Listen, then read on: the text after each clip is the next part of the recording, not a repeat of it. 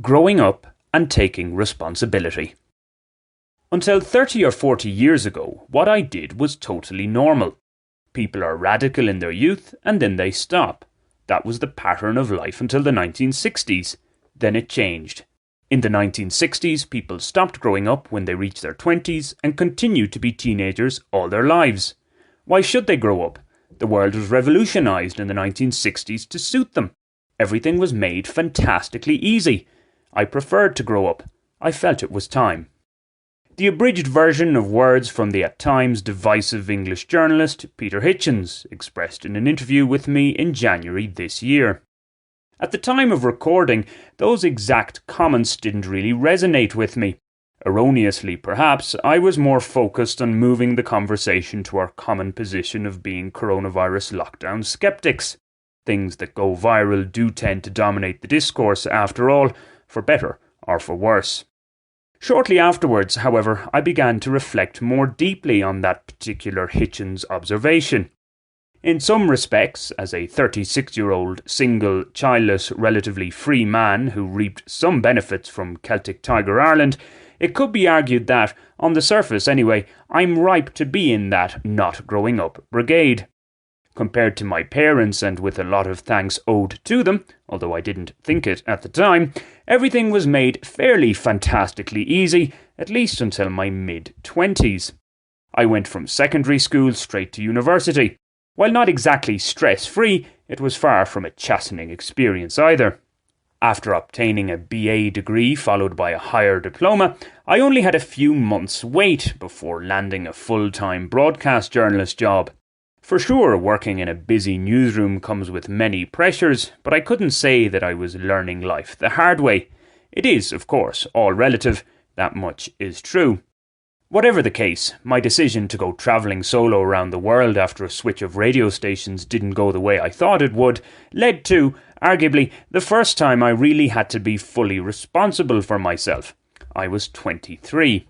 Brendan versus the big bad world, and first up it was the big bad world of South America, a baptism of fire, you might say. I certainly learned much from that experience. It's open to debate whether I became more responsible, but I think it's fair to say I became more streetwise. Either that, or I was downright lucky on umpteen occasions. An 18-month working interlude back in the relative comfort of Ireland followed that 9-month global adventure. After that, in 2011, came the return to South America. Fast forward 10 years later, and with Hitchens' opening salvo in mind, can I define myself as responsible and grown up? It depends on how one views it, really. Money-wise, I'm independent, living within rather restricted means as I must. There's no nanny state to speak of in Colombia to help those in need in any case. Even if there was, it would be rather impertinent of me to be looking for help, considering I come from a financially better-off country. Any foreigner from a first-world economy based here who's looking for government handouts, well, that surely is a sign that one lacks responsibility. In some ways, Colombia is a capitalist country in its rawest form. It's every man, woman and child for him or herself. Okay, there are those few in the upper classes who have had everything pretty much handed to them. You'll find such types the world over. I like to think I have a fair appreciation of the balance between my rights and responsibilities.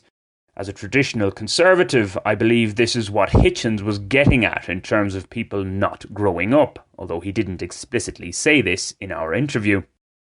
In a UK and Republic of Ireland context, it comes back to the nanny state. People have become comfortable with it controlling practically every aspect of their lives.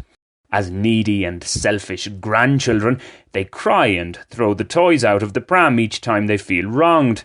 Rather than becoming more independent, more responsible, they confer upon big nanny state ever greater powers of control. For some, this is blissful.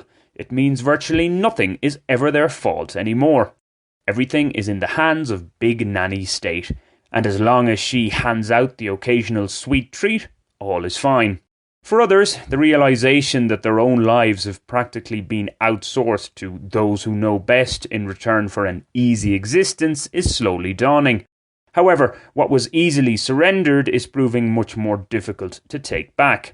What it requires is the radical spirit of the immature, irresponsible youth, but one not anchored to the extremes. The centre ground must find its bite before it's too late. The responsible, grown-up adults in the room need to start behaving as such. The question is, have we enough of such types around to do this?